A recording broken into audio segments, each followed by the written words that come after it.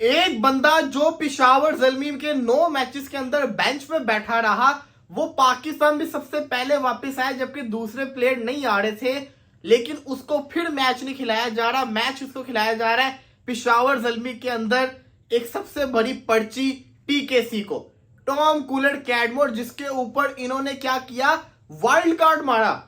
ये प्लेयर किस काम का प्लेयर है?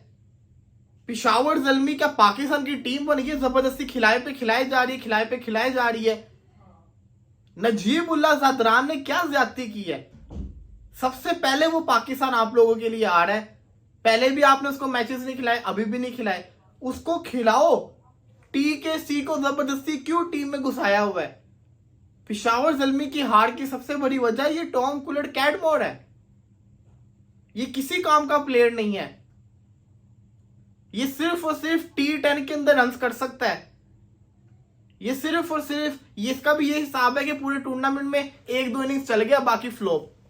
जेम्स विंस को देखो, कराची के प्लेयर को, कराची को जितवाने में सबसे बड़ा हाथ उसका है। डेविड वार्नर को देखो, और एक तरफ पेशावर के ओवरसीज बल्लेबाजों को देखो। और सुनने में ये भी है कि एक पेशावर की मैनेजमेंट के अंदर एक ऐसा इंसान है जिसकी जिद की वजह से ये खेल रहा है। ये काम तो नहीं चलेगा।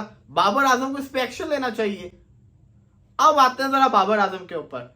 बाबर आजम ने जिस शानदार तरीके से कल बल्लेबाजी की है, एक चीज तो कंफर्म है, या मैं आपको सिंपल चीज बता दूं, बाबर को भी ये चीज समझ लेनी चाहिए, no one can stop Babar आजम।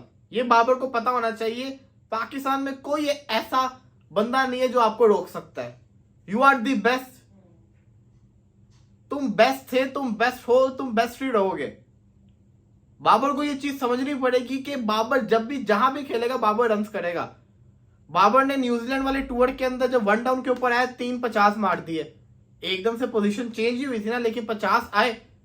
उसके बाद फिर बाबर ओपनर चला गया, रन्स नहीं हो रहे थे। लेकिन फिर जब बाबर अब दोबारा से पेशावर ज़ल्मी के लिए 1 डाउन के ऊपर आया, फिर बाबर आजम ने 50 भी मार दिया, अब ये 94 भी मार दिया। तो बाबर को समझने की ये जरूरत है कि बाबर आजम चाहे ओपनिंग करे चाहे 1 डाउन करे, बाबर आजम रन्स करेगा ही करेगा। तो अब मेरा एडवाइस ये है कि बाबर को ये चीज समझनी चाहिए कि बाबर 1 डाउन की पोजीशन को लॉक कर ले, ताकि कोई भी यूट्यूब पे बैठ के, कोई भी टीवी पे बैठ के ये भाषण ना दे सके कि बाबर इस ओपनर का हक खा रहा है, बाबर इस ओपनर का हक खा रहा है। अभी सबके साथ चुप पड़े हुए हैं, किसी के पास कुछ बोलने को है ही नहीं, क्या बोलेंगे? हाँ, अगर बाबर ओपनर होता, इन्होंने इल्जाम लगाने से ओपनर आके स्लो खेलता, अब तो इनके लोग बोलने के लिए कुछ बचा ही नहीं है, क्योंकि बाबर ने 1 डाउन के ऊपर आके रन करना शुरू कर दिया, और जिन लड़कों को ये ओपनिंग करवाना चाह रहे थे वो कुछ कर नहीं रहे हैं। तो बाबर आजम 1 डाउन पे ही रहे। बाबर जहां भी खेलेगा, जिस भी पोजीशन पे खेलेगा पाकिस्तान के लिए, उसने रन करने हैं। दूसरी चीज, बाबर आजम को भी ये चीज पता है कि अगर मुझे पाकिस्तानी टीम में वापस आना है तो एज एन ओपनर में वापस नहीं आने वाला। मैं आऊंगा भी तो फिर 1 डाउन की पोजीशन पे ही आऊंगा।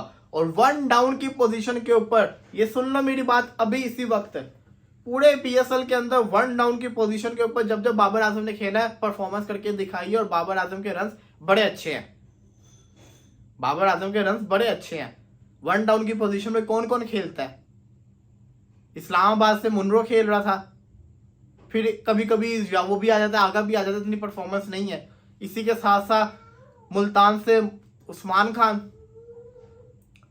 पिशावर से बाबर, कराची से विंस, कोयटा से रायली रूसो, लाहौर से मिचल्स, अब्दुल्ला शफीक। तो सिर्फ 2 ही बंदे ऐसे हैं पीएसएल के अंदर जो 1 डाउन की पोजीशन पे स्कोर कर रहे हैं। एक है अब्दुल्ला शफीक और एक है बाबर आजम। और अब्दुल्ला शफीक भी बहुत अच्छा खेला, उसकी तारीफ बनती है। He is showing his class. दम है लड़के में, पोटेंशियल है, बड़ी शानदार खेल है, टक्कर दे रहा है बाबर आजम को। तो ये 2 नाम है ना, और तो कोई है ही नहीं। तो ये चीज इंपॉर्टेंट है, हमें इस चीज के ऊपर ध्यान देना चाहिए। बाबर आजम को 1 डाउन की पोजीशन पे ही रहेगा तो पाकिस्तानी टीम के अंदर जगह बना लेगा। लेकिन रिजवान एज एन ओपनर पाकिस्तानी टीम में मेरी समझ से बाहर है, नहीं होना चाहिए। पाकिस्तान को ओपनर एग्रेसिव ही रखने पड़ने। बाबर आजम 1 डाउन की पोजीशन पे आ सकता है, लेकिन ओपनिंग की बात करें तो आपको ओपनर्स जो है वो एग्रेसिव रखने पड़ने। रिजवान की ओपनिंग में जगह नहीं बनती।